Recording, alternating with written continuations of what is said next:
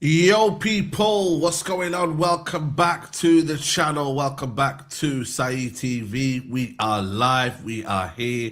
Big up the community. Big up everyone that's locked in right now. Please do me a favor, hit the like button and also subscribe if you are new. We're here on a what? On a Sunday. You get me? Bigger you all the news and whatnot right now. And yeah, man, how's everyone doing, man? How's everyone doing? We got Flawless in the building. He'll be here any second right now. But is it all doom and gloom, guys? Is it all doom and gloom? Is it bad news? Is it good news? You let me know in the chat. How's everyone feeling? We got the community. We got Farhia in the chat. We got Ben. We got man like Chris. We got my guy Eddie in the chat, man. Hope you're well. United Lewis is in the chat. You feel me?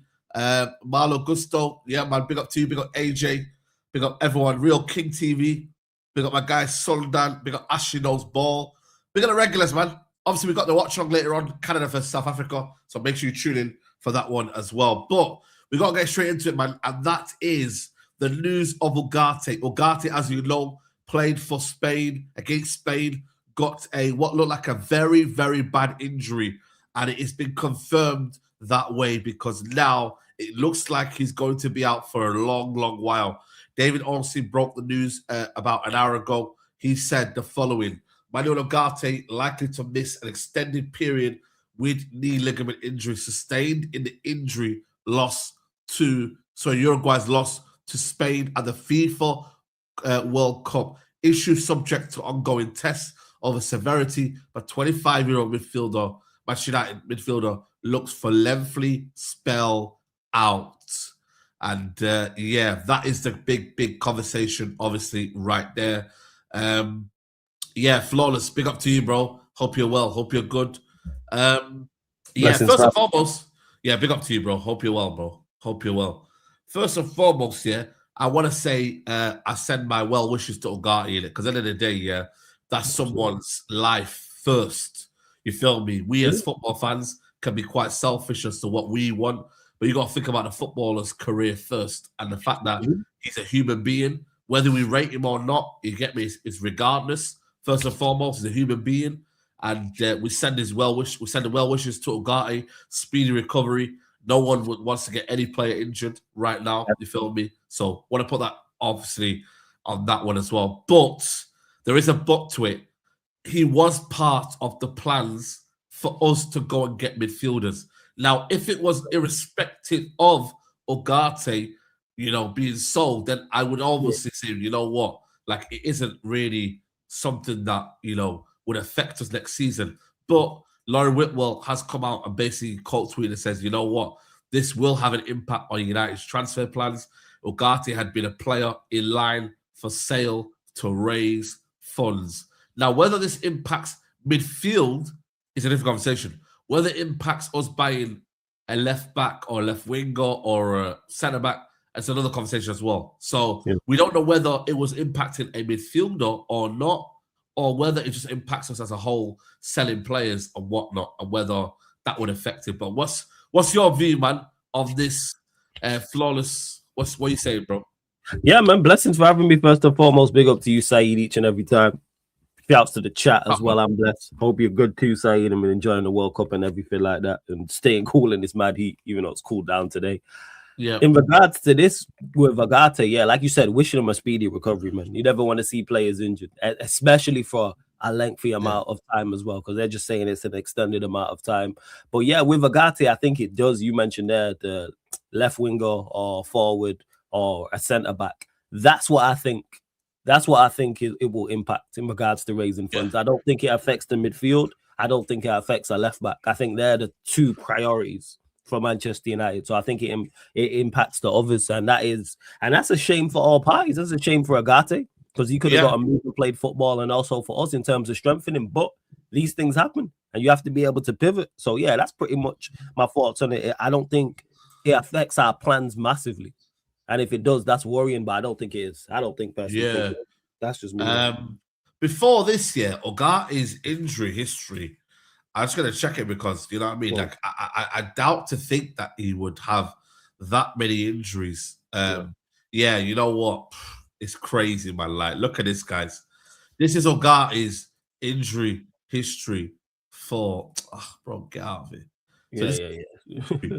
So in the last couple of seasons, in the last 1, 2, 3, 4 seasons, he's missed 6, 8, 9 games in the last 4 seasons.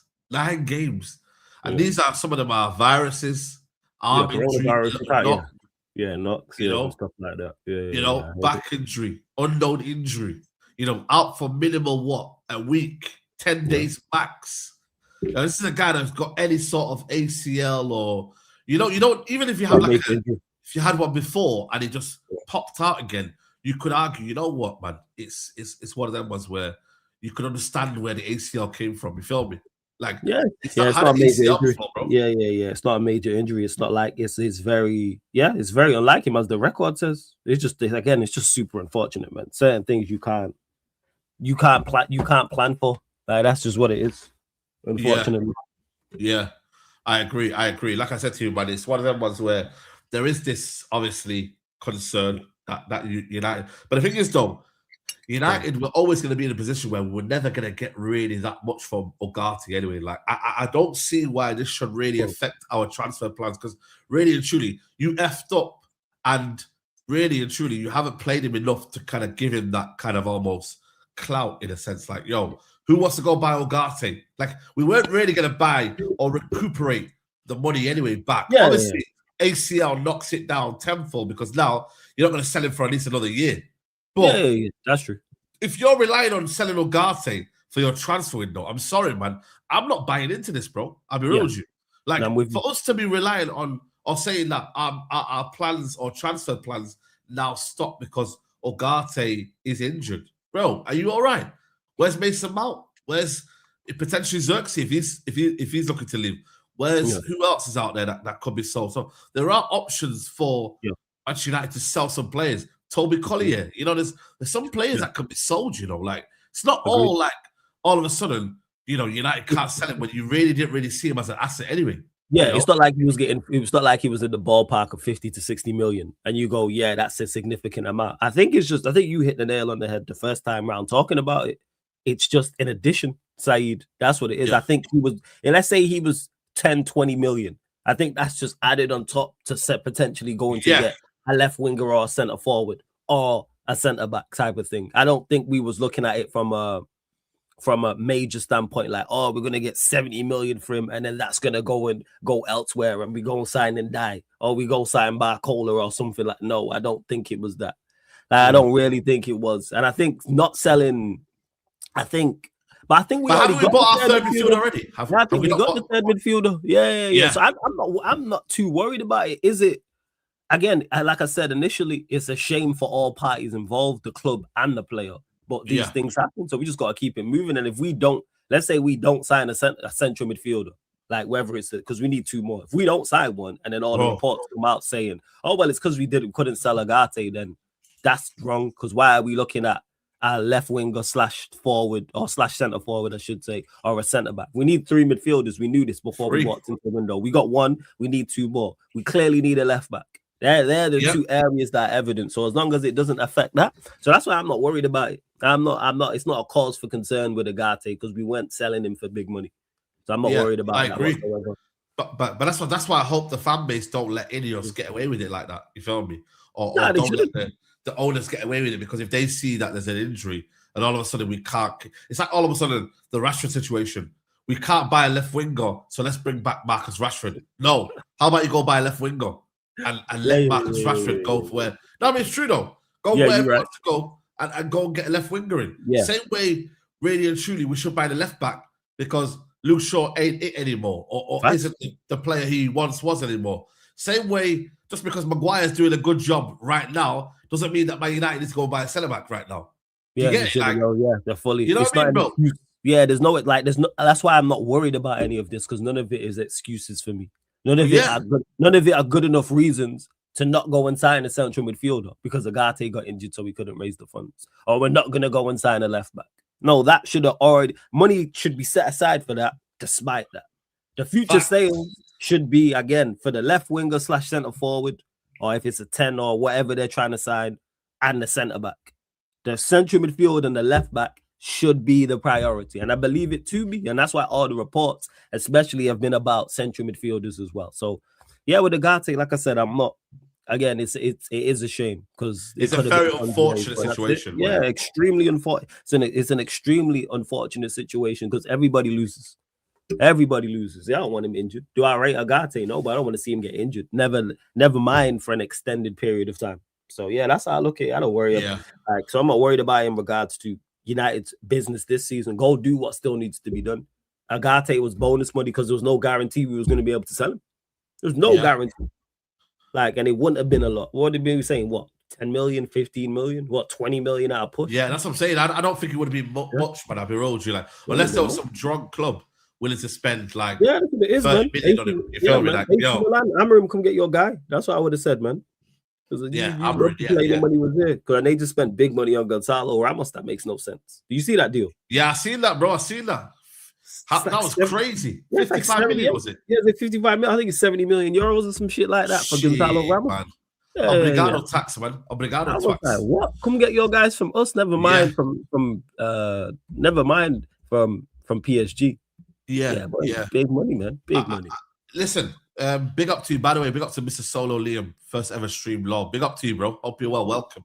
I don't know why Laurie Whitwell would have tweeted that. I couldn't tell you. Obviously, he has the impression that Manchester United will look to find funds for the Ugarte, for the midfielder. The third midfielder would come from Ugarte being sold. Now, that for me is something that he's probably got briefed on, but maybe Man United have other plans. Like, Man United have to now go and reinvest. If anything, it should make you more go and reinvest knowing that you've lost a midfielder for that amount of time. And you can't even do anything. You've got to literally just hold the L and say, yo, if anything, it's the opposite. United need to go in and say, yo, we've lost Ugarte that we could have used as an insurance cover if we didn't buy a midfielder. Again, I put that in loose terms. You know what? Valid point, actually. You know what I mean? I didn't look at it like that still. They go, all good. That Saeed saying there that if United didn't go and sign 2 more midfielders alongside Ederson, that they would have said, we got Ugarte, we can use him. So it could have been Ugarte, Ederson, and one other, and Mano for those 2 central midfield spots. But now with Ugarte gone, it can force your hand because now you're short. Now we literally have, even though 99.9% of us don't rate Ugarte, we have 2 central midfielders currently. Let's just be honest. We have Mano and we have Ederson. We don't rate Mount. Mount's a final third player anyway. Whether you rate him or not, he's a 10. He's a wide player. He's not very good. Yeah. But that's what he is. So you're looking at central midfield. Yes, central midfielders. And now we have 2. So to your point, maybe they have lost that insurance policy potentially. If they was like, all right, we're not going to sign 2 more midfielders. We got Ugarte. That's cool. That option is now gone, which may force their hand. Whoa. Maybe it does. Maybe it does force their hand. Yeah. And it maybe now speeds the process. Obviously, the what you call it, the new financial year starts on Wednesday. You know what I mean? But now this is almost maybe a kick in the ass for these owners to start now acting up. But now we don't know what's going on with the latest on Matheus Fernandes. I actually don't know what the latest is on Matheus Fernandes. I still think it's a bit of a lot of things going on where, hearsay, but he wants to join us and that wants to join. It's not concrete. The news that's coming out right now is almost like Manchester United are apparently back in the race. Well, we never left the race. You know what I mean? We never really said, Manchester United are officially out of the race. But Fabrizio Romano basically said here, Man United are driving the process for the Matheus Fernandes behind the scenes, with both clubs making verbal proposals every single day. The best financial offer will make sense. So best financial offer for West Ham will win the race. Fernandes is open to joining both clubs. Now, is that the catch? Or is the catch that nobody's made a bid in yet? Everyone's said that there's an interest. Nobody has really come in and put in a strong enough bid to be like, proposals, nobody's taken one out of the race. We're both in it because nothing's happened. Do you know what I mean? Bro, you know what I'm saying? We're both at the start of the track. And I don't know how fast you are. You don't know how fast I am because we've not really gone above the line. You feel me? We've not created a little bit of a distance. Yeah. I get what you're saying. I get what you're saying. Nah, I fully hear what you're saying. And the verbal proposals, and it seems it's going to be a bidding war.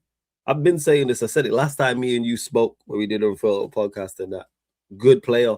Matheus Fernandes, good player. Yes. Yeah. Very good. Could he become a very good player? I also believe so, yes. Would he be a good asset to Manchester United? Also, yes. I have to spell this out for people because like people don't realize this when I'm talking about it. Yeah. Do I think he'd be a good asset to the football club? Yes. I just don't think he's worth 80 to 85 million. That's all. Yeah. I can think a player is a good player, but just not think he's worth that money. I don't think he's worth 80 to 85 million. Nope. Not only because of the player that he is now, also with the fact that West Ham are currently in the championship. He is currently a championship player. And when I say that, I'm not saying he's of championship level. I'm saying he's at a championship club. The season started tomorrow. He would be playing in the championship. Again, he doesn't want to be there. That's another thing. And also on top of that, they need money. They need the funds. They are the B side of negotiation. That's why I don't want us to pay 80 to 85 million for him. Facts. I don't. I rate him as a player, yes. I'm sure you've had this happen, Saeed, where you've been in a shop, whatever, and you've seen an item and you've picked up and you go, I like this item, and then you see the price and you're like, but I don't want to pay that for it. I'd rather get it somewhere else where it might be cheaper. It's like, it don't mean you don't like the item, you just don't think the item is worth whatever is on the tag, and that's fine. And that's where I'm at with Matheus Fernandes. Good player, yes. I think he could become a very good player. I would like to see him join Manchester United, but not for 80 to 85 million. That's just me. It's ludicrous. It's ludicrous. And West Ham are well within their rights to ask for that, by the way, people. That's another thing. People say, oh, you're not going to get him for cheaper. Maybe not. But if I was West Ham, I would do the exact same thing. I would charge those prices. I just don't think he's worth it. No, 100% no. Tottenham obviously do think he's worth it because they're looking to spend that sort of money. Like, whereas United have almost made it clear that we won't be held to ransom, you feel me, with that sort of figure. Now, when I look at it right now, when I look at what happens next, I do believe it is a waiting game as to whether Matheus Fernandes really wants to join Tottenham or whatnot. Like, if we hear now, for example, Tonali's pushing for the Tottenham move. It looks like Tonali wants to go to Tottenham. Now, if we hear there's been a bid being put in here, similar to one that we're hearing with Granit Xhaka. Granit Xhaka wants to go to Chelsea. It's made it clear he wants to go. So if it obviously makes it clear that he wants to go, then Man United will then say, you know what, we're out of the race because we believe he does not want to join us. He wants to join Tottenham only. So we haven't heard that yet, though, from them. Now, does that mean that is United got a clever tactic here where they're thinking, right, if the player wants to join us, why are we rushing for a bid? The only rush that should come from is from Tottenhm to see whether they can just outpay Man United. Now, if they can outpay Man United, by all means, they've done their job. They're about to get the player for whatever they deem is necessary for their player. But United obviously waiting to see whether Tottenham are really about their word. If Tottenham are not about their word and end up spending, let's say, for example, 65 million opening bid, even though they know that the amount that West Ham are looking for is 85 million, no negotiations, no nothing, then of course it might look like it's a waste of time. But we'll only know until the bid has been made. And right now, there's a lot of flirting going on. There's a lot of just... it's true, though. There's a lot of, like, you haven't got the girl's number. Bro, imagine grafting all night, You're there just, you're showing your best moves. You're doing this. You're buying her a drink. Bro, my brother is buying her about 5 drinks, bro. And at the end of the night, he does not get an instant, he doesn't get a number, he doesn't get nothing, bro. Man played for pride. He played for pride and he played for the badge. But he didn't realize, what did you get out of it, bro? Yeah, you're right. Like, and I'm not saying that, everyone goes to go to a club or whatever for a girl's number. People just go for a vibe. People can just go whatever. That's up to them. That's their prerogative, innit? But what I'm saying is like, unless someone does something, this is all just air. It is just air, bro. That's why, man, like it's of course the journalists and the people reporting on this, etc., need something to talk about. So they are going to tweet about it and give us updates, whether it's Romano, Ornstein, Whitwell, and Jacobs, whoever else. That's why I take it all with a pinch of salt. Nothing's happened yet. I've seen people say, how can we lose out on Matheus Fernandes? Well, we haven't lost out on Matheus Fernandes. How could we let him go Spurs? Well, he's not gone Spurs yet. As we're seeing, there's no bids. Personal terms are not a problem for either side. It's all about the bid and dealing with West Ham. You just got to relax. That's why I'm not concerned. That's why I'm not worried. It's the 28th of June. Like, get the right deal. That's what that is. As long as we got these things in place for the opening day of the season, worst case scenario, the end of the transfer window, we move.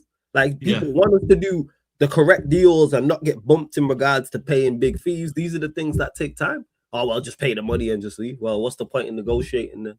Oh, well, you ain't going to get him for a cheaper price. Who knows? West Ham are not negotiating from a position of strength. They need money. It's clear, evident. All the reports saying that they need money and they're currently in the championship and the player doesn't want to stay. But I would personally just leave it and see how and go circle back towards the end of the window if he's still there. If Spurs don't pay the money, and if Spurs pay the money, props to Spurs, let them pay the money. I just don't think it's worth it. That's just me.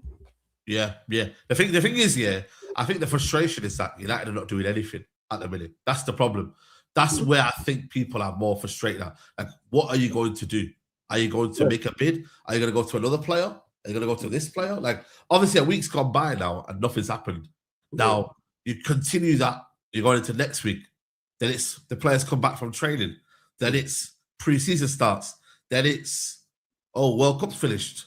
Then it's, you know what I mean? And then obviously, by then you'd hope United are buying players by then, of course. Yeah, like, of course, you know what I mean? It's natural to think that. But at the minute, like, for people that are frustrated, like, I get it. Like, for me, I've just been there before, and all of a sudden, Man United have bought in Mbumo, Lamons, and Sesko. And all of a sudden, you know what I mean? Like, I'm like, shit, you know what? Like, it's actually been not bad. If we'd have got a midfielder, at the end, it would have been probably a 9 out of 10 window. Would have been a lit window. Would have been honest. So, you know, it comes down to, like, you know, maybe people want it to come early and secured first rather than of course. In an ideal world, I would like that. Yeah, in an ideal world, I would like that. I would like Manchester United to do all their business early. When I play Football Manager or I'm playing FIFA, same for you, Saeed. You get all your business done early. I make sure I get all my business done early when I'm playing Football Manager and playing FIFA. But guess what? It don't work like that. That's not football. That's not how modern day football is, unfortunately. Yeah. And to say, and with Manchester United, nothing's being reported that we're doing anything. But who knows? We could be working on other targets. That's why I'm not fussed. Because if you look, Lamens came out of the blue. There was no links. There was no talks. Lamens came out of the blue. Sesko, it was deemed he was going to Arsenal. That was all the conversation that he was headed to Arsenal. Then out of the blue, we knew about Mbumo because of that was the long drawn out saga. Cunha, we got that wrapped up quick because of the release clause and everything like that. We did the deal with Wolves quick. So who knows? We woke up one day and we was linked to Alex Scott. Alex Scott was near the top of our list. Like, we had no idea about that. One day we all woke up and it's like, United interested in Alex Scott. It's like, what do you mean? Even Matheus Fernandes, that was like out of the blue type of thing. There was no, it was Belieber, Wharton, and Anderson. Towards the back end of the season, they were the three that most people were talking about. So I'm glad our business is not all on Front Street. I'd rather be in the unknown. I'm happy that we're in the unknown because then I think it helps, one, with negotiations, and two, it stops all the, well, actually, don't stop the nonsense speculation. No, it won't stop the nonsense. It stops people talking about said player. Because you know how people like to downplay players. It's like Edison. Most people talking about him ain't watched him. But people will tell you it's a fantastic signing. People will tell you it's a terrible signing. You haven't watched this player. Yeah. So how are you telling me? You haven't watched him on a regular. So how are you telling me, it's an excellent signing? No, I think it's awful. He's a player, 35 million for a player left with a year left on his deal. How do you know type of thing? So, like, again, that was a deal out of the blue. That's a prime example. Edison. No one was talking about signing Edison, and boom, out of the blue, United linked to Edison. It was a couple weeks, and then we got the deal signed. So I believe we are working on deals, but who we are, I'm not sure. But it does stop the speculation around said player. Nonsense speculation's always going to happen because it's Manchester United all the time. I agree. So that's what I'm glad we dodged the Anderson hype. Well, that could have happened if Man United ended up being in that one quite early. Then all of a sudden, we said no. We said no, yeah. Which, again, and I'm cool with that. Yeah, and I rate Anderson. I put him in the Fernandes bracket. Good player, yes. I think he could become a very good player. I don't think he's worth 160 million. No, People that don't mean I don't rate him. I just don't think he's worth 116 million. No, that's I agree. I'm with you. Like I said to you, for me, it's and also the midfielders were kind of like we haven't got like a clear plan as to what we want. I think that's also something where is it a bad thing? Is it a good thing? Like, do we really want Tchouaméni or do we really want Matheus Fernandes? Did we really want Anderson? Now do we really want Wharton? Do we really want Alex Scott? Or do we really want Sangare, for example? Like, I don't think there's targets are clear set. But then again, Granit Xhaka was just linked with Chelsea yesterday. Yeah. Did we really think Granit Xhaka would be a Chelsea player? No, nobody thought that. You could have asked 100 Chelsea fans about, all right, list me the 10 midfielders you think you'll get linked with. Scratch that 50. And Granit Xhaka probably wouldn't have been in the top 50. Yeah. He would have been nowhere on nobody's list. And then all of a sudden, boom, out of the blue, Granit Xhaka to Chelsea is a potential thing that could happen. And to answer your question, I think we're looking at both. I think we want someone who's defensively more sound and mobile, like a Tchouaméni, like a Sangare, like a Baliba. Yeah. And then I think we're also looking for get more on the ball playing central midfielder who can play on the half turn and giving goals and stuff like that. Like a Matheus Fernandes, Alex Scott, Adam Wharton, etc. So I think we're looking both. And I think that's the right thing to do. It's just a question of who are the two. Because I think we need both, yes. Because I think they're looking like, all right, who can play alongside Meno? And that's your Tchouaméni type, Baliba type, Kamara, etc. Yeah, but then they're also looking for, in addition, like who, if we're more on the ball, like, and we want to be more ball dominant and have more in the midfield in regards to an offensive standpoint, that's why we're looking at Fernandes or Alex Scott or Adam Wharton, etc. So I think it's both. But prices is a problem because Barada said that we won't be dictated to by the market. It seems we walked away from the Anderson deal. We walked away from the what was the other deal? Walked away from the Anderson. It seems we're walking away from the Tonali deal because the price was too high. Yeah, so, that's true as well. Do you think Sander Berge is a good signing as like one of our two main midfielders we buy in the summer? Be honest. Yeah, from what I've watched, which is not a lot from his profile, I've not watched him a lot like that, but he seems like a good central midfielder. Would I prefer him to be the third? Would I prefer him to have been? Yeah, that's what I'm saying. Yeah. That's my preference. But if you go inside him, I'll turn my nose up at it. I go, okay, it makes sense. It definitely makes sense, Sandenberg. I think because I'm thinking if United were to not go for Alex Scott here and Matheus Fernandes, would Sander Berge be someone that would be appealing to the fan base? Where all of a sudden, is he that kind of guy where you've gone from that to that? Do you get what I'm trying to say to you, bro? Yeah. Would that be something that would be fan base would kick off? You know what I mean, bro? Would they not flip though? Be honest. Yeah, the fan base would flip. Well, I don't care if the fan base would flip, but to your point, I agree with it, Saeed. The fan base would flip. And Sandenberg is not high on my list, no. But if we ended up going to get him and then there was someone in front of him as well, I go, all right, cool. But I don't see it happening anyway. Him at 28. It'll be 29 the turn of the year. Well, February. It's like I don't see. Yeah, I can't see it happening. Though, to be fair. I don't think Sandenberg's happening. But Ryan Gravy both saying Sandenberg is the man. I understand why he would. Why I understand this comment. I'm not against it. I'm all about. He's a Liverpool fan. He's trying to make us get the worst or the so-called worst players. Yeah, he wants to have the worst option. But yeah, I don't think he's a good player. Yeah, like that's it. Who's this? Oh, is he talking to someone in the chat? But yeah.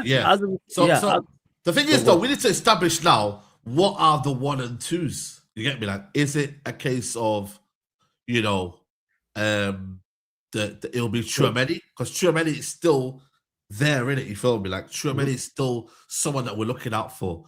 Or is it, for example, like, we don't know yet. Like, it's still not, unless Matheus Fernandes happens here, we won't know what the next sign after that will be. Like, I feel like the Matheus Fernandes saga, whatever you want to say, I think it's got to maybe wrap up around about early July. You feel me? As to what we want to do. Because I do believe there's got to be a cut-off point when you get to July where you're like, okay, cool. He clearly doesn't want to join us, or we clearly are not going to pay that sort of money. Should we move on and be like, yo, let's go to other targets that do want to join us? Like a Sangare would want to join us. Like these kind of players would want to join us. Like if we put the money on the table for them, they would be. And I think we are. I think again, this is just guesswork. Complete guesswork. And yes, you lot run up the likes, man. Yeah, everyone hit the like button, chat. Come on. Run up the likes. What we doing? And hey, 2 more people need to join because we should have at least 1,000 watch, over 1,000. Come on, people. Love. Yeah, love to everyone supporting as well.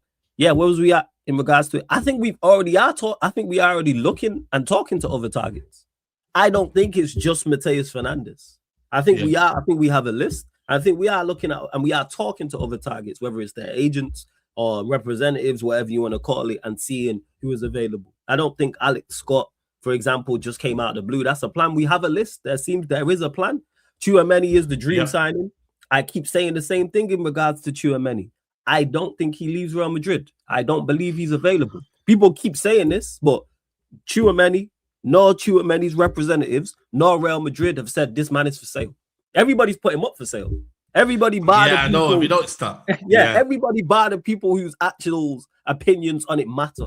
Because I've heard this so many. I bet you have, Saeed, in my chat, we should go get Tchouameni. I'm all for Tchouameni. Massive fan of Tchouameni. I think he's a quality midfielder, and I would love to see him join Manchester United. And if he joined, I would start saying some crazy shit. That's all I'm gonna say. So, I would start talking some craziness if we was to sign Tchouameni, because I think he's a needle mover. However, I don't think he's available. I don't think Real Madrid let him go. Why would you? A player of that caliber, I don't get it. So I think we're looking at other targets. That's why I'm not fussed. Just because it's not public knowledge doesn't mean it's not happening. Yeah, it's not public knowledge, but also we can't get distracted by what other teams do. I had seen the thing about Boadi, but really and truly, was Boadi ever our target? Are we just gonna get players because other teams are after him? You can't roll like that in the transfer window. If Man City after Boadi, then I get it. After Boadi, what do you want to do? You can't just get involved because you get what I'm trying to say, bro. We can't just get involved in Boadi because Man City are getting involved. Same way with Ali Anderson. Yeah, cool. We will link with him. We like him, but again, it's a price tag, isn't it? The price tag is too much. Do you get what I'm saying to you? Yeah, I fully hear what you're saying, but a lot of fans are like that, Saeed, because City or a Liverpool or a Chelsea are looking at certain we should go get them. No, that shouldn't be the plan. We should have our own set plan and worry about Manchester United. That's all Manchester United need to do. If we do right by ourselves and do the right business, we'll be absolutely fine.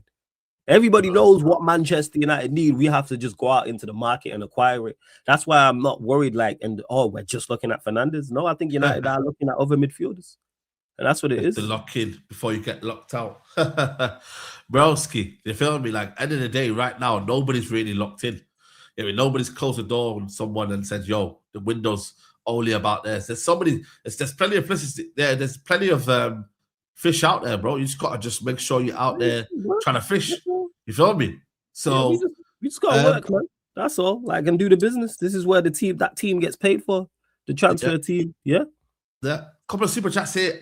So you'd rather Granit Xhaka, they've rejected a bid for Granit Xhaka. Yes, right, 8 million, that's mad. Let's read this tweet out for everyone. Yeah. Read the tweet from. Yeah, read the tweet here. Apologies.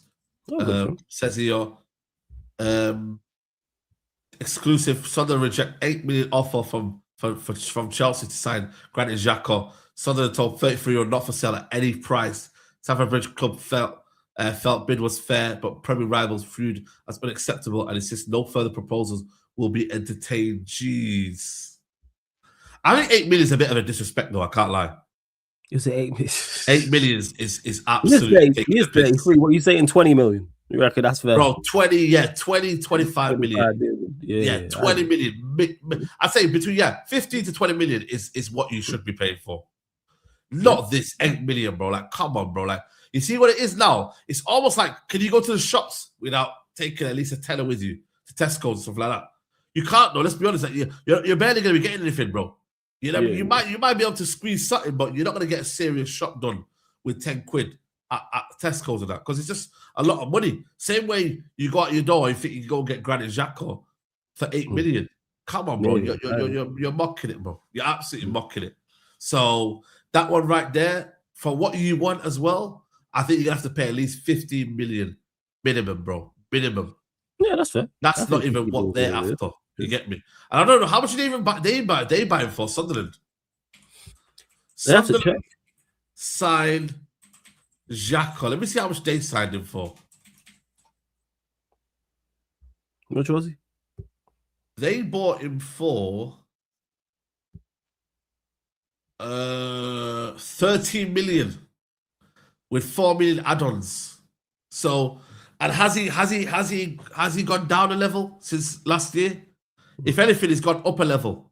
So you would argue the fee goes up a little bit. You know what I mean? So that's why I said around about 15 to 20 million would have been a fair amount. You get me? For a player that you could probably get 2 years out of, maybe 3 years maximum. You get me? So yeah, like I think 2020, but they're gonna start low and see what's going on. Yeah, they're gonna start low. I know they're gonna start low. And see what's going on. Yeah. So yeah, that's a funny one on that part there. So Granit Xhaka, Chelsea, they rejected your deal and they said no deal. They don't want nothing. They are keeping Granit Xhaka at Sunderland, people. Simple as that. But yeah, going back to what I was saying, I don't know what I was saying. To the guy who super chatted as well. Yeah, that was it. Yeah, that was it. That was a conversation. Yeah, go for it. So you'd rather pay 40 million for a crap player, jokers? No, I want good players. So you're telling me you can't sign a good player for 40 million? So what was Laments? What was Heaven? Are they bad players? Facts. You could again, a player's value doesn't necessarily mean they're bad or good. And as Manchester United fans, we should know that because we spent big money on rubbish. We spent big money on terrible players who have turned out to be not in all 60s and 80s and 90 millions, and it's not worked out. So, like, what are we talking about here? Go get value for money. I don't understand this. So the more expensive the player, that means he's a good player. And if a player's cheap, he's not. All right, cool. So Gonzalo Ramos just went for 63 million. Is he a good striker? Yep, that's what I'm saying. He's not a good striker. He's awful. Absolutely awful. Simple facts, he's bought Euro 55 million, but Fernandes, who's Prem proven, can't go for 70, 80. I wouldn't even say Fernandes is Prem proven, you know. I say for me, he's shown that he's capable of playing in the Premier League, but Prem proven, I'm not sure about Prem proven right now just yet. You feel me? But a player that is shown immense quality in the league right now. And he can go for 70 to 80 million. I just don't think he's worth it. Yeah. That's all. I don't know why this is such a crazy take. And I think he's had one good season. No one was talking about him when he played at Southampton that season. Yeah. There was no conversation. He was doing these shows all during that period last summer, that summer. And no one were talking about this guy last summer, literally this time last year. There was no talk of Matheus Fernandes when he was at Southampton. Now all of a sudden we're linked to him and West Ham want big money for him. Now it's you must pay it. No, like I don't think he's worth it. But big up to Simply Facts. But no, Simply Facts, man. He's got a couple more. I'm not no more talking. I'll be dropping laws for United from now on. My United, AK Advanced Talks FC. They're not worth money, but when other teams sign it, let this happen. The thing is, I think for me, there's some players that are deserving. Like, for example, Bruno Guimaraes for Arsenal. I think he's worth 80 million. I really do. I really think Bruno Guimaraes like that. is. I think I'd be willing to spend 80 million on him because I feel like that's more understandable. Because I think he's better than Matheus Fernandes. So I think he's better than Tonali and Anderson as well. So if Anderson's worth 116 when he shouldn't be, by the way, and Tonali's worth 100 million, I think 80 million sounds about right for you put it like when you put it like that, it makes sense. I'd be much more willing to pay 80 million on one of those two, on one of the Newcastle midfielders. Yes. In Tonali, that's not gonna happen, is it? Bruno G. That's not gonna happen. Like that's something I go, all right, cool, I can see that. I think they're both better than Matheus Fernandes and have done more than that. But also, people don't work at Man United know that Man United broke. This team is pissing me off, but I can't take it. Burge, really? The fact that no one else wants him should say something. You're gamblers. I can't tell. I'm not a gambler. Big up Saeed. A bit busy. Can't watch the full show. Just want to drop my 100 cents. And but Anderson is literally class like he is. And man, didn't want to pocket watch Man United, but I have the newest iPhone. I watch MacBook AirPods and waiting on the Apple winter jacket. Massive Apple winter jacket. You know? Big up, nah. I don't have a winter jacket. I don't have the newest iPhone. I watch MacBook or AirPods. The thing is, he's 28, by the way. He's 29 in November. So again, we're just adding. I get it, he's 29. But you got to remember, he's still going to give you 29, 30, 31, 32. Like, broski, You got when 4 is years out of him. Yeah, you 4 do. years, bro? Like, Yeah, when you is got 4 years. 32-year-old old for a midfielder? When Mm-hmm. I think Xavi's, was still balling out in the Champions League final at 32. Iniesta the same. Like, these guys were balling out at the age of 32. Paul Scholes was still doing madness. You feel me? Like, Zidane was bossing. I think it was it 36? He was bossing Brazil, Still on and he quality. flicking the ball over and that. Yeah, for your overall point, agent, I don't look at it like that. Like, are you quality? And if you were to sign him for that, you get in minimum 4 years, potentially even longer. You says he couldn't play longer than that and still be an asset. But still be an asset, yeah. So why should that be a case? I feel like for me, you could get. I think this idea of when you reach 28, you're old is madness. But then we want to spend, and the thing is, like Liverpool are trying to spend 110 million on potential that isn't there. But then for some reason, I can't spend 80 million on a player who's shown he's capable of doing the stuff right now and what he's been doing right now. I could continue that for another at least 3-4 years. When was it a bad thing if you're 28? But then if you're young, we got so many years ahead of you. Yeah, resale value, brother. Are we fans? Are we economic? You know what I mean? Like, what are we? Like, resale value. You shouldn't care about resale value for a player. Player. Yeah, it's what the player does here. No, I don't care ever about resale value. What does the player do when he's here? Come on, did the player do well here? If the player did well here, I don't care about the resale value. What did he do here? Over that 4 or 5 year period of time, because we're talking about Bruno G, has he done well or not? If he signed, let's say we sign him for 80 million, he does terribly over 3 years, and then we sell him for 60, just for argument's sake. That's not like, I won't be like, oh, we got 60 million for him. That's brilliant. I'd be like, yes, it's a good deal, but he was awful here. Like, it's about the player being successful here. No, but the thing is, this one here about, but you can't what you spend. Yeah, because I don't believe he's worth it. So as a football fan, as someone who looks at the player and the value of the money, it's just common sense for me to look at Matheus Fernandes and be like, yo, he isn't worth 85 million. There are better players that we can get for better value. You feel me? Like Sangari, he's worth X amount. Worth X. The one from the Metro, worth. These guys are mashed up probably a bit more work and aren't worth this amount of money. You feel me? So it comes down to that. That's where I'm at with it. And I don't think they're double. People can say, all right, because I've not watched, like we can use a Kamara, for example, only watch bits and pieces, not a lot. He would probably be like half the price, or he'd definitely be less. I think Matheus Fernandes is double the player he is. No, I don't think he's double the player he is. I can't give you a clear indication of how good I think he is. I ain't watched him like that, but I've watched him enough to go, you're not double the amount. And the reason why we're like watching the pockets for multiple reasons. One, don't want to get bumped going into the next deal. Because if you go and pay big money and overpay for a player, when you then go into the next deal, clubs are going to see that. This is why this has happened continuously to Manchester United. Secondly, as well, we got multiple. We don't have a bottomless pit of money. It's not infinity. So also with that, certain amount of money with future deals as well. We just started off the show talking about Ugarte and talking about how his getting no funds for Ugarte could now impact future deals. So it's also that if you save 20 million on this Matheus Fernandes deal, that 20 million could now go onto a fullback or a left winger or a center forward or wherever the case may be, or a right back. So if you save 20 million on one deal and you save 20 million on the other deal, you've now got 40 million that you wouldn't have had. And now that 40 million can go elsewhere, because we still need, even if we sign a Matheus Fernandes, we still need a midfielder and we still need a left back. Potentially a left winger, it seems, as well. So big up to AEM every single time. Yeah, big up so to that's why I'm all for saving money. If we had after getting $1 billion to spend in this window, let's scratch that. That's not realistic. If we had 500 million to spend, if we did the Liverpool, we had 500 million to spend. Yeah, go pay the money. I don't believe we've got that. No, I don't think we can just spend.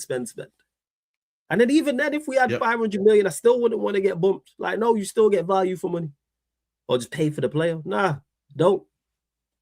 Yeah, I agree with you.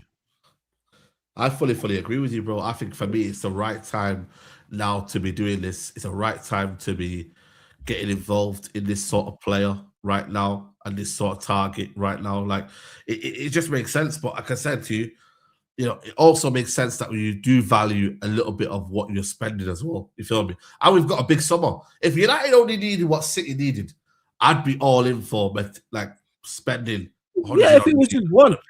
We need multiple. Like we need 5. Players. We need 5. Yeah. Do you think United will get 5 done? Is this now looking a bit too much of a ask? I think it's 4. I think it's 4 minimum. I think we signed 3 midfielders and a left back. I think 5, maybe not, but I think we get 4. I would say so. See, for me, if United got 5 to 6, yeah, I think for me it's the top 4. Because you want a left winger, isn't it? Left winger, yeah, and a centre back. Yeah. I don't think we signed this. I'm with you on the centre back, but I don't think we signed a centre back. I think you're going to be capped this season if you go and buy 3 midfielders, which is, by the way, still a good thing. By the way, that's very, very good, because I think people are underestimate what midfielders can do for you as a team. Like if you bought in 2 certified midfielders, it sorts a lot of our problems out. It really does, because a lot of the time, goal scoring and that we kind of don't really have a problem with that. You know what I mean? Issue. So you want us to sign 3 midfielders, a left back, and a left winger? I'm guessing is that and a centre back? Yeah. So that's 5. Wait. That's 6. Okay, first. Yeah. Would you be in an ideal world? Yes, I hear you on the 6, but I think it will be 4 to 5. Who's TJ, bro? Who's TJ? Let me know who TJ is. Yeah, I think for me, I think for me right now, it's one of them ones where you go and get in a centre back, because I feel like as Sancho is as good as he is, don't get me wrong, he can be on his day. He's injury prone. As good as Lenny Euro can be, he hasn't shown it enough for me in a United shirt that we can rely on him as much as we can next season. Don't get me wrong, we're still going to back him. We're still going to have faith in him. But again, you're buying a player that's still learning. He's still finding his best kind of thing. Aiden Heaven, to be fair, has shown he's probably the best. Delit not available till what, October time, you reckon? Yeah, Delit. I think Delit's. I don't think we see Delit at all. So and then Maguire, who, don't get me wrong, I think he's been a good servant.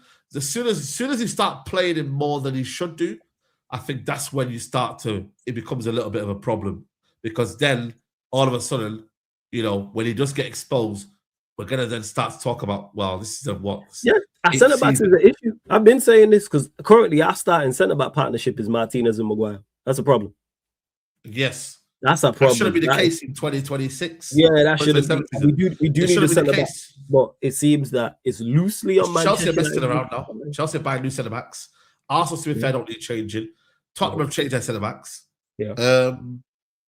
We need a centre back. Liverpool will probably change their centre backs as well. So it's imperative that you do sort it out, because it's always constantly changing. That's what I don't really like. I don't really like the idea of constantly changing your centre backs. You shouldn't really rotate your centre backs.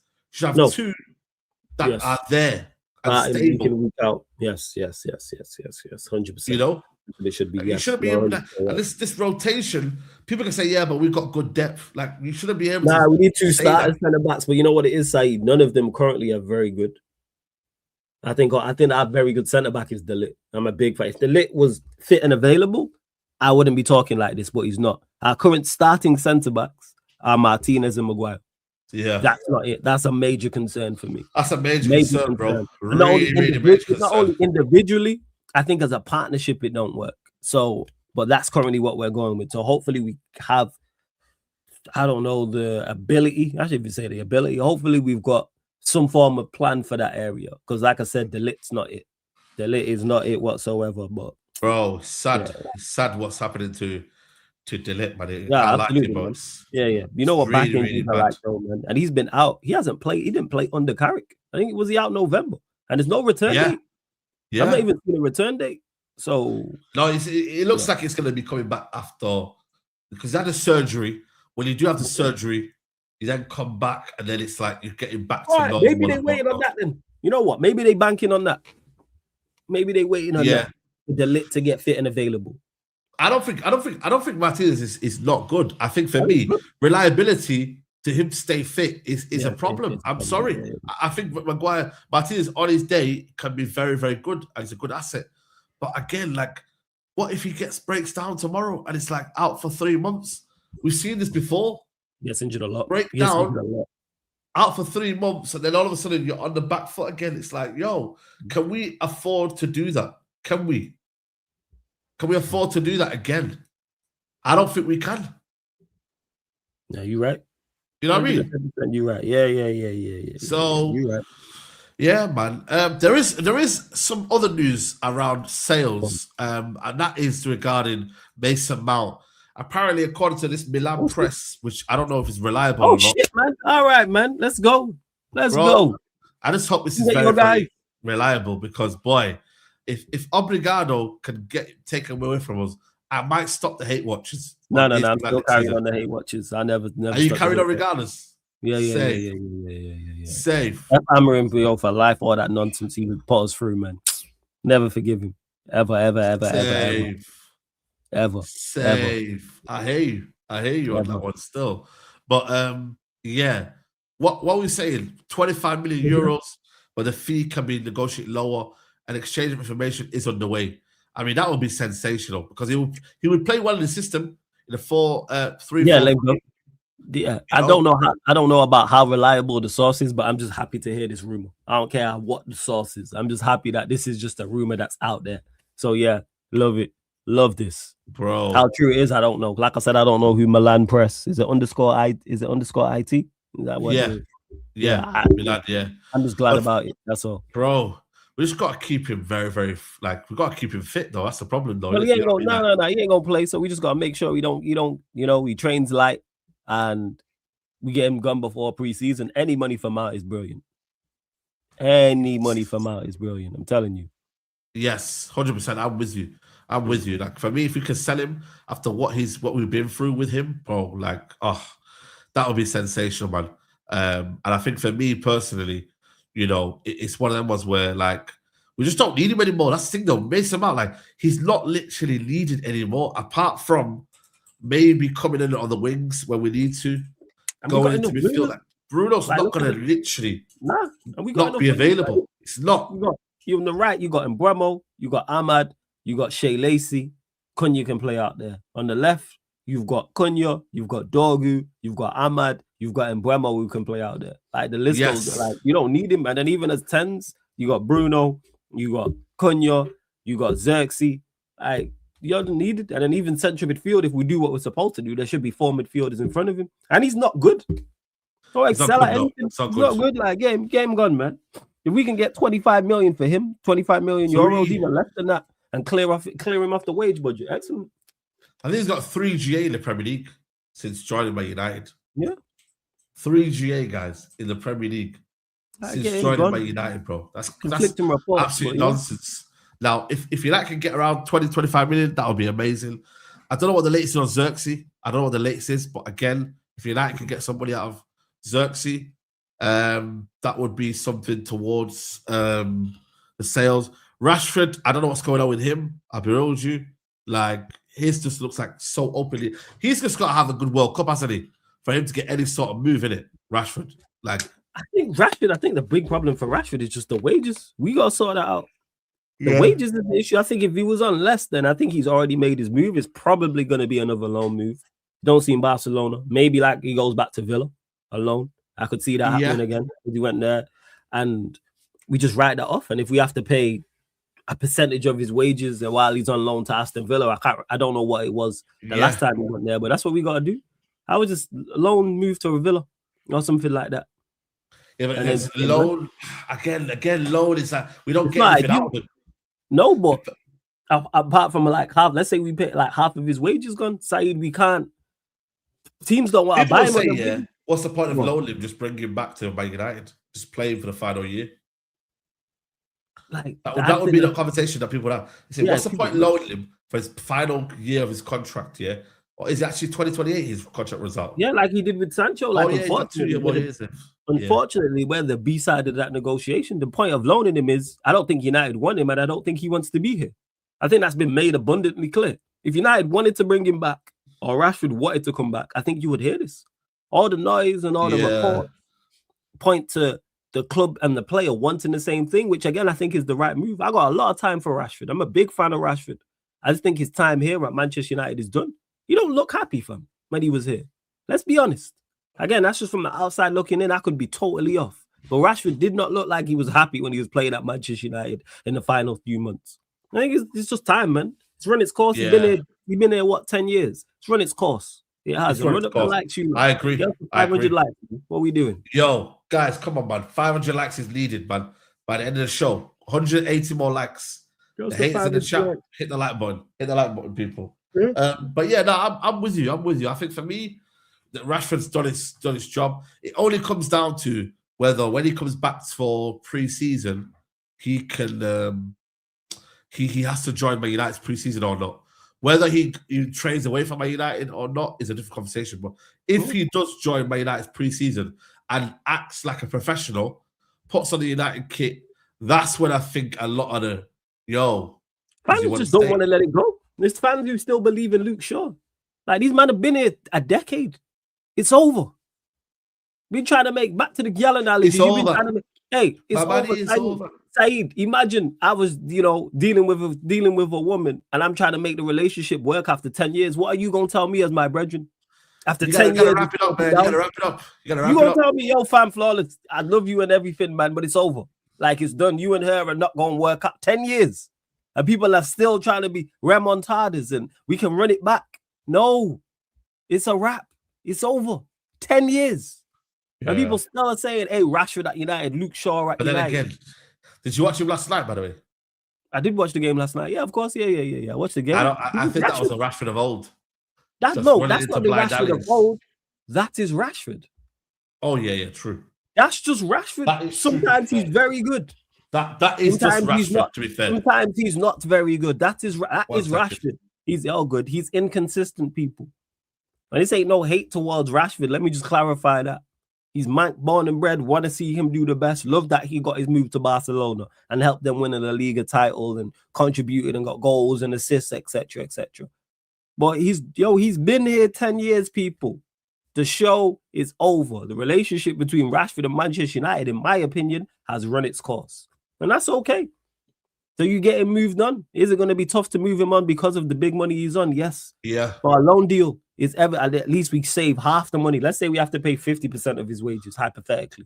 Yeah. At least we're saving. At least we're getting half of his wages off the books for 12 months. Try and put in an obligation to buy or option to buy. Try that. But it's over. Garnacho did bench him, and Garnacho's now man like Dreads, man like Pop Gun. You call me. That's what I call him now, Pop Gun. You know what I mean? You got Popcorn, now you got Pop Gun. You know what I mean? Bros, I'm telling you now. Speaking of Dunya. Just Waffle says, big up Flawless. I'm on the same exact time as you, and I will never forgive Amrin and Elias for putting us through that. Elliot Anderson's going for 130 million, and they want to sell Kobe for a bag of crisps. Bro, they could have sold Kobe for 40 million, you know? Yeah, but you can't sign good players for 40 million. But we almost sold Maino for 40 million. Man. It's actually quite mad, bro. Like, it's sad, man. Like, that could have really happened, bro. By the way, I don't know why he's not playing for England, but I would just say for me, I don't really care, to be honest with you. Like, I would love Maino to be shelling out for England. I would love that for him. But as a selfish club man, I'm saying reserve your energy, come back to Man United in one piece, and we'll take it from there, bro. Like, right now, I'm club over country all day, every day. So yeah, it's one of them is too. As a England, someone who's back in England, I want to see Maino play. As a Manchester United fan, let him get his rest because we're gonna need him in this coming season. Yeah. We don't need him in this coming season. And you do remember what happened after the last Euros that he had. He came back from there injured and didn't really have a great season that season, bro. You remember? I remember. Nah, I didn't even remember. Yeah, 2004. 2004, he came back injured. Yeah. After that, yeah, he came back injured, right? 2024, 2025 season, he came back injured. Wasn't the same player for a while. So really and truly, that he actually did him more harm than good. You get me? Because he put all of it for England, came back injured. Wasn't the same player for a hot minute. Martinez is overrated, an erratic South American version of Eric Bailly. I like sorry, 2024, not 2004. Yeah, my bad. 2024. Yeah, they know what you mean. I think Martinez is a good centre back. My biggest issue with him is the injuries. I can't trust you to stay fit for a season. I don't think he's had season where and when I say fully stay fit, like you can pick up the odd injury here and there where you got niggles, but he be out for a long periods of time. I need my centre back's not out for months, couple weeks here and there. He's out for months on end. So yeah, it's not good. Yeah. It's not good. Yeah, so Rashford. Yeah, I think for me right now, on Ireland's the one that I'm really pissed off about, bro. But again, is it the wages 120? That bro, I think it's 1.5 million euros. How much of their wages are they paying? Let me see. I don't even know, bro. Are they paying full wages or not? If it's full wages, then I can get it why they did that. But I still think United should have sold him, man. You can't be eating for 2 years, bro, then end up not one. What if he has a bad season next season? I hear it. Percentage. And then he comes back to Man United, bro. And we can't sell him. He ain't coming back, man. Like people were saying that with this one, that he was coming back, and look, now he's back. When's his contract run out, though? 1 second. I'm trying to find how much we're paying. 1 second. Another contract. Yeah. Expiry. Expires in 2028, to be fair. So yeah, he's still got another 2 years, man. 2 years left on his contract. Oh, here we go. Transport is paying 100% of all Niners wages. Oh, is it? Okay, that's what I'm saying. Yeah, that's what it makes sense. Yeah. They're paying 100% of. Again, I'm with you. I prefer a full sale. Loan is the next best thing, and they're paying 100% of his wages. Excellent. We got a loan fee in there as well. In addition to covering his full salary, Transport agreed to pay a loan fee of around 1.5 million euros to 2 million euros as well. So yeah, I'm cool with that. Like, yeah, get his wages off. I would have preferred like an option to buy or obligation to buy in there, but we're moving. When's his contract run out? When's his contract? It's 2028. All right, cool. So you try and basically, really and truly, but then it might be for the what, like really and truly. Just to say, like United, the only thing that I'd say to them is that they need to do well is that they need to start selling some of these either young players well or the older players well. Something has to give, like, and I think we've been doing well, to be fair, in terms of our selling. But I need us to now take it to another level, 20, 30 million now. I'm talking Collier, for example. Collier should go for 15 million. 15 to 20 million. Surely, right? Fair. 15 max. We have to do that. I think he's a good. When I've watched him, I've actually been impressed. 15. Hull City newly promoted. 15 million. We should be able to say, 15 million. So is he going back? Is he back with us, or is he going back with us? But then they're looking to sign him. I got you. Okay. So we should be looking at that, thinking right, at least 15 million minimum. You get me? And then rise up to whatever. Like we should be able to do that, bro. Like it shouldn't be like one of them ones where like we can't do that. Like I see Man City doing that for fun with players that they don't even rate half of the time. Players that are not even part of their. Formation. They do sell well, but when you've had the success they've had, it makes it easier. When you have the success they have, but we have sold fairly well. I'm not gonna lie. Exactly. Well. Vitek, for example, if United sell him for like 5-6 million, like they do, then that's stupid. He should be going for 20 million. 15 million. How good is he? Is he any good? Yeah, bro. He's been killing it for Bristol City, man. He's got potential to be a very, very good goalkeeper. Okay. Now, whether United end up selling for that amount of money is another conversation again.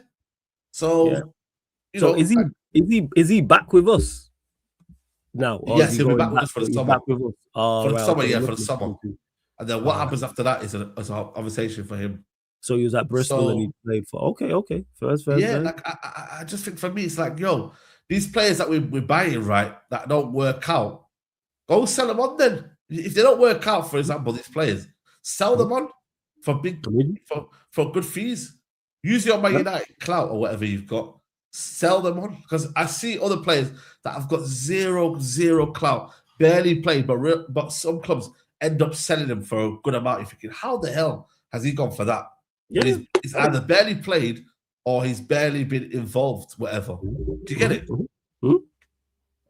So I get that. We've sold. If I'm to my knowledge my memory's correct, that we've sold fairly well still.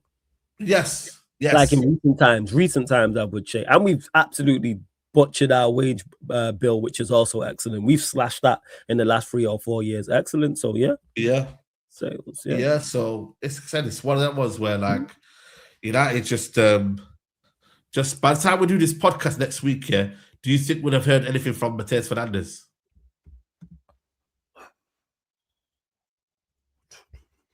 That's a good question, Saeed. Now I can see this one dragging on because we seem like we're very interested in him. I think this is the Embuemo. Wow. I think this is the Embuemo saga. So I think there's other ones we're going to try and get and other deals done, but I can see this being the Embuemo because it seems we are very, very sold on him. So probably not. Probably not. Yeah. And I'm just looking here. Yeah, Garnacho, Anthony, Hoyland. We got Hoyland was this season actually. Hoyland was this year. But got 40 million and then 22. These are euros. I don't know why it's in euros. But for Anthony and Garnacho, and then we got 40 million for Hoyland now, and then Onana's fees covered. So that, man, like that's a good deal. Still. Yes. And I'm sure there's more as well. Let me have a look here. I'm just scrolling down still and see what's going on. Departures. So it's 25, 26. Yes. Yeah, we sold McTominay. We sold Greenwood. We sold Wan-Bissaka. Yeah, Hannibal, we got some bread for. Palestri, we got some bread for as well. Before that, Alanga. And then obviously we got the percentage sell-on clause when Alanga went from Forest to Newcastle as well. Yeah. So we got 2 lots of money for him. Okay, there, bread for Dean Henderson, Fred, Kova, Tellez. Yeah, man. Like, I'm looking there, we actually weren't big money, but we sold well. And then before that, just hella people off the list. Like I'm looking here, 22, 23 in regards to wages. We got rid of Cavani, Mato, Pogba, Matic, Lingard, Bailly. And we got money for James Garner and Andreas Pereira as well. So the windows have been decent, been good actually. Yeah, it's been good. It's been good. It's just obviously trying to get that new. I feel like for me, let's get rid of that old team of Ten Hag in it. You know what I mean? Yeah. Anyone who's done that goal before, I think we need to get. And then after that, it'll be literally the Ineos era silence. You feel me? As to the ones that really came in. But obviously, it would have been nice to get rid of Ugarte, but obviously he's had an injury, so hopefully wish him well. But yeah, if we can go and get in one player next week, by the time we start this thing, it would be nice to get a player in the door, or have at least the fee agreed. That would be nice to see. But whether that happens or not, I couldn't tell you, bro. I couldn't tell you, man. It might be a patient summer. This might be testing a lot of people's patience this summer. So strap in, be ready. Don't take it out on me or Flawless. We're just here to give our opinion. Nah, they're going to blame us, man. They're going to blame us. Yeah. They're going to blame us, man. Like, me and you doing the negotiating, like, we're refusing to pay up the money. They're going to blame us, We're refusing, yeah. Exactly. Yeah, like, we are there, like, because if it was up to me, we already would have walked away from this deal. Yeah. Yes, we did sell Greenwood. We're getting half the money for him. That right there, whoever did that was smart. Yeah, we sold him. Because I'm looking here. Yeah, we sold him the 20, what was it? No. It's the next deal. The deal after that. We sold him 24. We sold him last summer, but then we'll get a percentage sell-on clause. But we sold him to Marseille. Yeah, Marseille, but we're gonna get a potential sell-on clause, though. Yeah, that's the smart things to do as well. That can raise money. Because like I said, that's what we got for Alanga. Because Alanga went for big money from Forest to Newcastle. Yeah. And hopefully if Chelsea sign Garnacho, that's the same. I know. Yeah. People, we're gonna wrap it up here, man. Obviously, World Cup is about to start in the next couple of minutes and whatnot.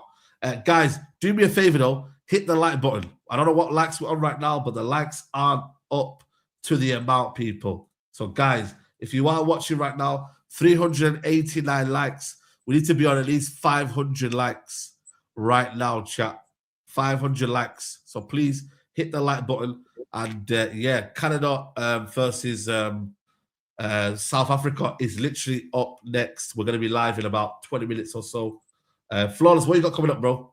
Yeah, blessings for having me as always, Saeed. Appreciate bro. it. Yeah, man. Love doing the Unfiltered podcast as well. So thanks for having me on your platform. Coming up, people, I'll of course watch along for the game, the first knockout game, South Africa, Canada. And then following that, 11 p.m., I'll be doing 2 live streams. So recap of the group stage. And then after that, following that, there'll then be a preview of the round of 32 knockouts as well. So Sarcasm City TV on YouTube. Make sure you subscribe. Same with Sarcasm City TV Extra. And follow me across all platforms, man. At Yes It's Flawless on Twitter and Instagram. That's at Yes It's Flawless. So follow up, support, all that good stuff. And big up to you, Saeed. Big up the chat as well, man. Whether you lot agree or disagree, shouts to the chat. Yeah, for real, man. For real. Big up to the community, man. That's what it's about, people, man. all about opinions and whatnot. So yeah, make sure you lock in.